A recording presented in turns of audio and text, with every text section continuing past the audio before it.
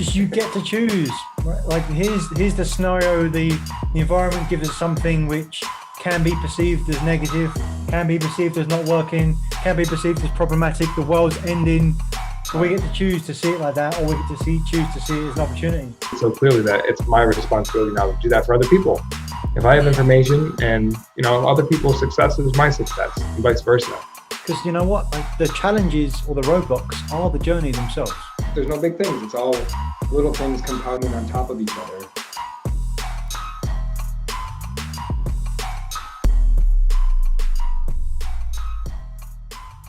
Who's ready for a Coach's Corner freestyle? Today, Coach Nick and myself start out with discussing art versus science when it comes to business. We eventually get into decision-making and the potential opportunity costs of not making decisions or being decisive in your actions. We'll keep this intro short, just like the episode. Hope you enjoy this week's Coach's Corner on Truth Seekers. Hello and welcome to another episode of Truth Seekers. We have a special edition Coach's Corner. Coach Nick Davies is joining myself, Coach Josh Greco. Welcome. Coach, what is going on? Give me the good news, something that you're celebrating today, something that you're focused on, a big aha moment you've had this week. What's good? What's going great? Really great right now as we record this, just coming in last day of November here. Get ready to double down, hit it hard for the rest of the year. Playing around with the right mindset for that, and of course that's completely subjective and where people sit. And on the back of a couple of great conversations with some coaches today, and I'm really digging into our art a lot, and how interesting it is and how many ways there are to help people. And I remember being in a coaching situation once where it was coach to coach kind of deal, and people would bring coaching clients and talk about that particular scenario and what others might have done in that scenario. And I remember, and it's fairly on in my career, and I remember that the feedback from like the mentor in that group gave was that I don't know if I won't even give. So the lady explained what she did in the situation, and so the mentor said, I don't know if I would even want to give you any feedback. I don't want to take away any of your artistry of you being a coach, because who's to say that what I would have done would have been any different in terms of outcome? Like, none of us will know. It sounds like what you did was the thing that you thought was the right thing, and you got the outcome.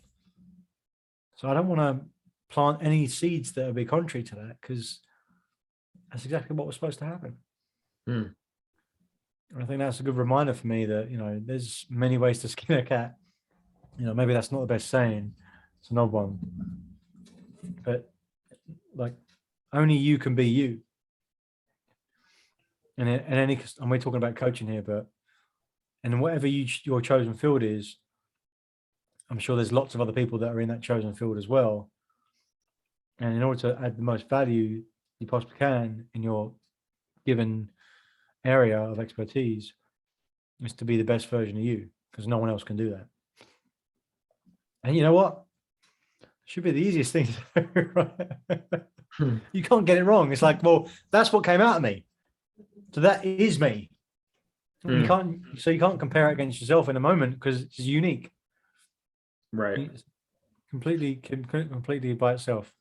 Well, and you mentioned the art. So is the opposite of the art, the science. So we have like a very rigid, this is how it's done. This is best practices. This is how you do it, versus like your own spin on it. Is that how you would put it? Is that how you define it? Yeah, I think so. Like just enough science to get going. And it depends. It depends, like everything, right? And I'm back to the art again, right? Or the freedom. Like, depends. It's like, well, come on, like you gotta give me what the pens looks like. Gotta give me something that I can put an anchor down on. But yeah, absolutely, because the pens could be like, well, can't do anything with it. So it depends on which is the industry we're talking about or the particular subject. And when we got that as one anchor, then we can go to, okay, well, what's the science or art that we're going to apply to this? Because if your area of expertise or area of focus in this example is something that you want to get to an outcome real quick, it's like I'm starting a new business and it needs to do 100,000 revenue in the first 6 months or first year. It needs to happen because they're the parameters that I need, because I need to do that to hit something else, and it allows me to do something else, right? So then you've got a particular target. So you want to really go to the science of, okay, well, who's done this before, and what process did they follow? What result did they get? And follow the process, and you're going to get that result. And so that depends on that. And then so the other part is like, well, I'm starting a business. For me, it's all about having fun here, and the revenue is important for growth, but I haven't got any tight timelines around it. I'm doing fine. And so what's most important for me now is to discover how I want to do this from the start. So you might be very light on the science part of that. Is it safe to say that, I mean, it's just a good reflection for me that we get to pick and choose. Like, it's almost like pulling up to a restaurant and you can choose whatever's on the menu. We don't have to be go with revenue. Like, there are businesses, there are people out there that they can almost grow it faster when they do it for different reasons than just growing the business. Does that make sense? Like, maybe they're embracing, if it's the art and science conversation, they're embracing their own art more than the science behind how to scale it quickly. And what happens is, like, the science kind of naturally comes in. Let me ask you that. Do you feel like there's a best practice with starting with the art or starting with the science when you go to start a business? Is one more clear than the other, or does one stick out more for you? Back to it depends. Right. So meaning, what's your outcome? That's where most people get stuck, is going, what should I do? Because most people are standing at the start of a road looking forward and going, what should I do? And looking around and going, okay, I've got a car, I got another car, I got a motorbike, I got a bike. I've got lots of options. What should I do? It's like, well, what do you want? Where are you trying to go? Are you trying to go 2 feet down the road and have a really leisurely experience with the wind in your hair? Are you trying to get to a mile down the road as soon as possible to save someone who just got into an accident? Or are you going on a specific leisurely drive in the afternoon? Like, are you in a race? Like, what is it? Like, where are you going? Will depend on the tools that you decide to use. And here's the other part, right? So if the more convicted you are to your outcome, the more reasons you have, and maybe a question will be, well, what are you prepared to do? And if you get an answer like whatever it takes, then whatever you've got around you, you will find the best how, if you like, the best strategy, the best structure, the best science to execute on that, because you'll have enough reasons to find whatever else you need. And to your point, that's where you can reflect on, like, other people have been here before. Like, so what are the people who have my similar mindset? What have they done? What resources do they tap into? Where do they go from there? I think that's interesting. I think it's just a reminder of how powerful we are. Like, there's that hesitancy with a lot of people to choose. It's probably some sort of Eastern philosophy, and like somebody came to a philosopher with this really difficult decision and laid out the whole scenario. I could do A, I could do B. What should I do? And the philosophers just said, choose, pick one. Like, part of our inaction is what can hurt us the most, especially when I think we wait until we have that clarity, or we desire to have 100% clarity with, like, if I pick this, what's going to happen? And I think that can be the biggest downfall, because what you default to is what can happen, what can go wrong, or what can be sabotaged if you choose that decision. So if that is your compass, you'll always find a reason not to do something. So art or science, there's neither one that are coming through if you don't make a decision, if you don't pick and choose what it is that you want. I just I don't know, maybe I want to pivot the conversation a little bit. Why is it so hard for people to figure out what they want? That's a question I want to know the answer to. Why is that so hard? I think there's a combination of a few things. But the biggest one I find is that they've never really asked themselves before. Shouldn't they have the answer though? And maybe they do. Do they already have the answer? Yeah. If you work hard enough at it, you'll get an answer, right? Like, you ask yourself a question enough, you get an answer. Like, your brain will answer the questions that you ask it. And it doesn't discriminate between whether they're good questions or not. Yeah, it'll answer them. Right? If you say like, well, why can't I work out like I want to?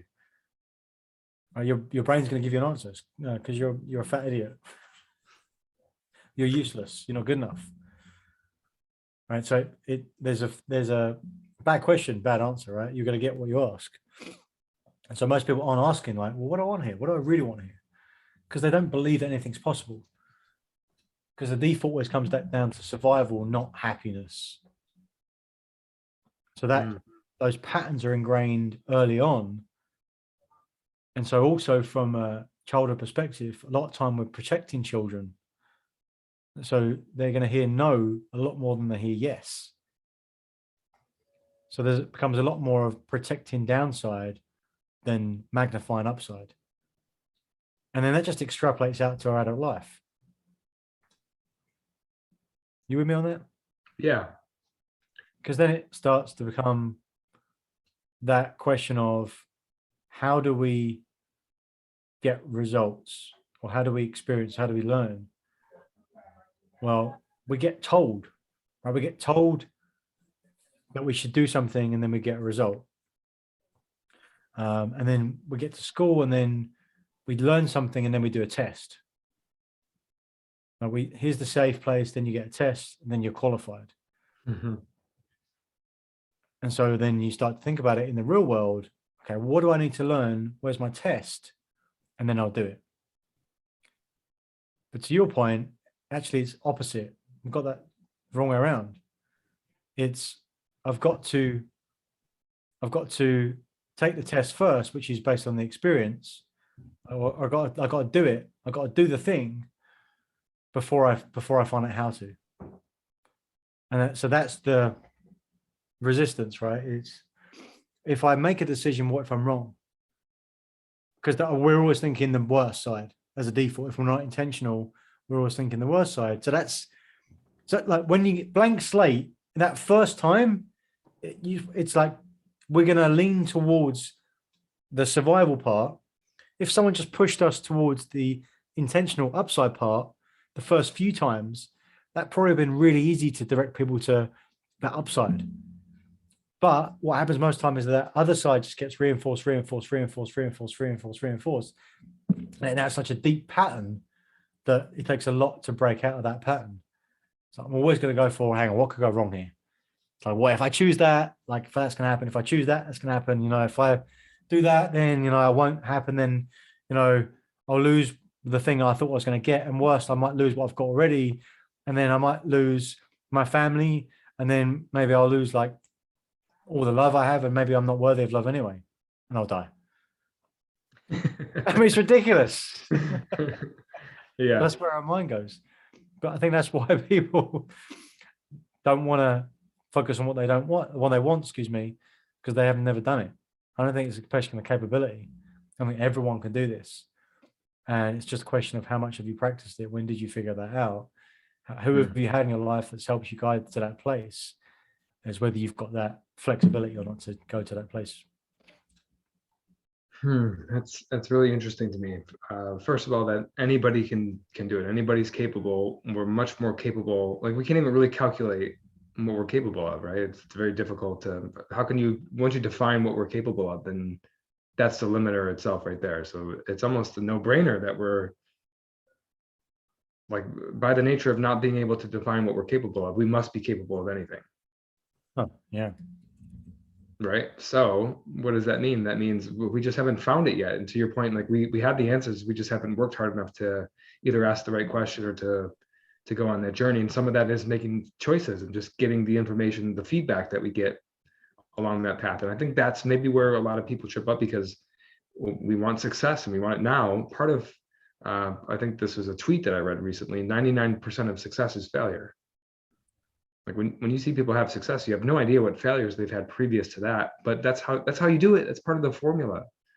And that's a brain blower for a lot of people, is like, well, then the hack is like, go enjoy the failure, figure out a way to enjoy fucking up. And that's we've been trained, to your point. That's one of the patterns right there, is don't fuck up. Don't do the wrong thing. Yeah. Because you'll be judged for it. And I think that's like, patterns are so powerful, but the most powerful part of patterns is that we don't know we're in them. So the first step is to become aware of the patterns that we're running, or that are running automatically that we're not aware of. And then we get to decide if that's the best pattern that we want to follow. And to your point, school is such one of those patterns. Unfortunately, a lot of people don't have the authority or the privilege, maybe even, to choose another version of school. But school is just like, I don't know, it's just such an outdated way to learn things to me. That's not the way I learn things as an adult. Like, what the heck is that preparing me for? It doesn't make any sense to me. So I just feel like I'm rambling a little bit, but Well, I mean, it's like, it don't get me started. Like, absolutely. I think it's important to think about what's really helpful for me, because I think none of us are immune to it. Like, we've got to practice like anything else, and the capability it's not really a question of capability, at least not to the level at which it becomes an issue, right? It's like, unless we're talking about peak performance athletes at the top of their game, then like maybe like that level of like difference is, some of it's about talent, but let's not go down that road, because like most people aren't playing that game. So potential is pretty much endless. And so when you're at that place where you're making a decision, it's easy to think about being stationary. Like, I do this and it's a risk that if I do that, I won't get it, or I'll lose what I've got.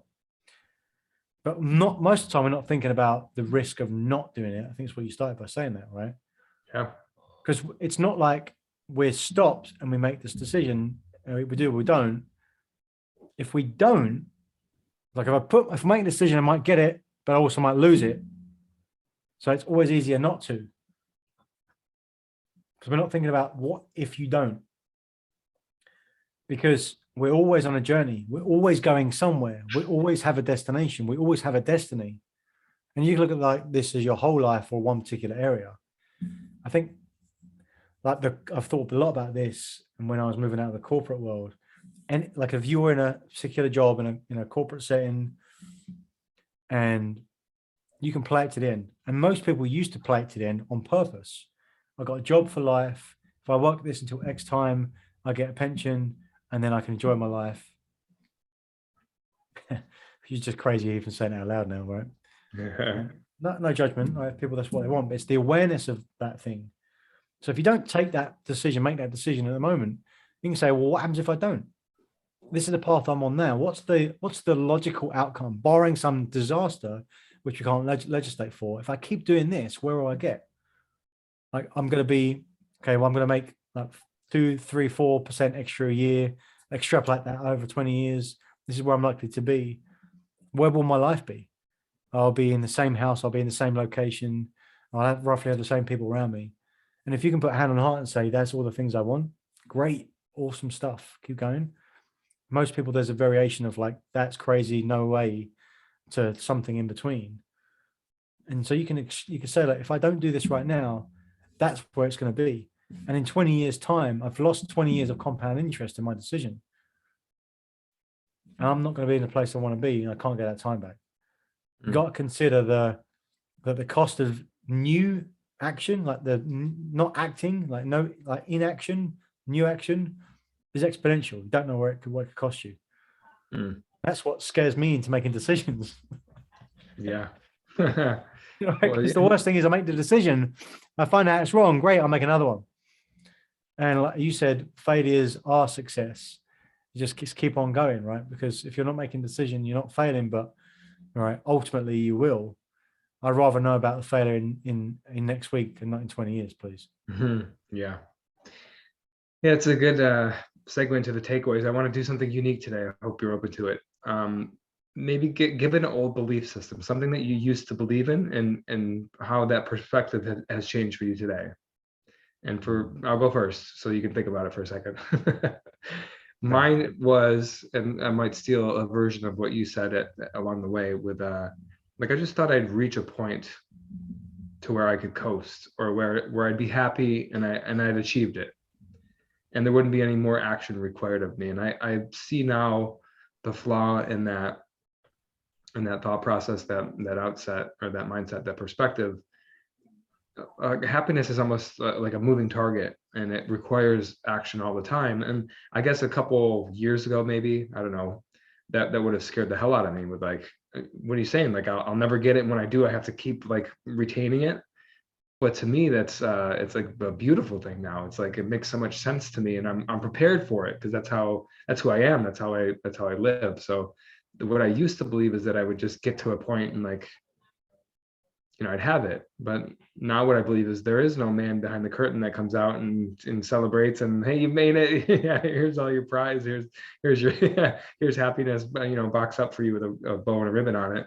But I think that's a good thing. And I'm now that I believe that it requires constant action and constant movement to retain that, and to get maybe even more in depth with it. It's more of a beautiful thing. I'm glad that I'm at this point. I don't know if I want to top that, Coach, because that's beautiful, and I've definitely been in that place myself as well, for sure. It's like, for me, I used to say this in the corporate world. So this was an old belief system, right? So it's basically the same thing. This is how I used to articulate it. I couldn't quite figure it out, but I would often share that I think there's a time in your life, or some people haven't flicked the switch between thinking the belief of what can I get away with, flick the switch to what can I contribute. And for me, that was the articulation of people that are just trying to get stuff and demanding things, versus saying, how can I make it better? So that was an old belief for me, for sure. And there's some correlation from what you shared. Absolutely. There is no finish line here. It's like, are you in a place where you're going, looking at your calendar for the next day, or you're working with the clients, or you're working with your team, or you're talking to your spouse, or like your significant other, or your child, or your family, and thinking, what's the outcome I want to make from this, and how can I make everything better here? Or are you thinking, what are you going to give me right now? What am I going to get out of this? Because what you do has massively impacted by each one of those beliefs. And there's a spectrum, of course, but well, and even if you choose the first part of like, what am I going to do to get that? Once you get it, it's going to change. There's more after that. That's the lesson to take away from me. Coach, there is no finish line. Absolutely. And that's not a depressing thing. That's a good thing. Right. Yeah, great. Like, you get to play again. Cool. Awesome. Awesome. Coach, thank you for joining me on this week's special episode of Truth Seekers. Thank you. Pleasure. Appreciate you. Thank you for watching another episode of Truth Seekers. We appreciate your interaction. So please comment, like, subscribe to YouTube, Apple Podcasts, or Spotify, wherever you get your podcasts. And if you want more, check out some of our links. Links to our masterclass, The Achiever's Mindset, and come join our LinkedIn group. And what do you want to see more of? Remember, we're here to share the simple secrets of successful. So help us do that. What do you want to see? What do you want to see more of? Thanks, and see you again next time.